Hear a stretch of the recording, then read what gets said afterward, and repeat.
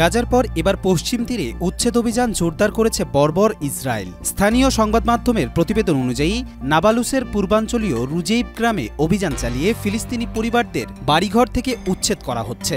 Israeli সেনারা গ্রামটির একটি ভবন ঘেরাও করে সেখানকার বাসিন্দাদের বাড়ি ত্যাগ করতে বাধ্য করে তারা।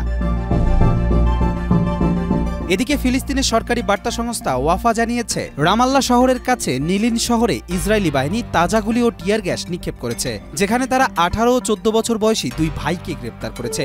একই সময় হেব্রনের দক্ষিণে আদ ধাইরিয়া শহরে ইসরায়েলি সেনারা টিয়ার গ্যাস নিক্ষেপ করেছে এবং সেখানেও গ্রেপ্তার করা হয়েছে কয়েকজন ফিলিস্তিনিকে। এই অভিযানগুলো পশ্চিম তীরের অন্যান্য এলাকাতেও ছড়িয়ে পড়েছে, যেখানে ফিলিস্তিনিরা প্রতিবাদ জানিয়ে রাস্তায় নেমে আসে। এদিকে গাজায় ইসরায়েলি বাহিনী তাদের বোমাবর্ষণ অব্যাহত রেখেছে। গত 7 এপ্রিল থেকে 8 এপ্রিল পর্যন্ত কমপক্ষে 60 জন ফিলিস্তিনি নিহত হয়েছেন এবং আরও 4 লাখের বেশি মানুষ বাস্তুচ্যুত হয়েছেন। 18 মার্চ যুদ্ধবিরতি শেষ হওয়ার পর থেকে ফিলিস্তিনিদের প্রতি ইসরায়েল বাহিনীর আক্রমণ ক্রমেই তীব্রতর হয়েছে, যা পরিস্থিতি আরও জটিল করে তুলেছে।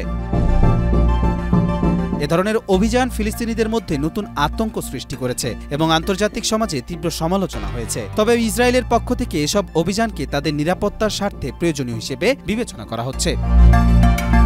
কবির চৌধুরী, মাই টিভি।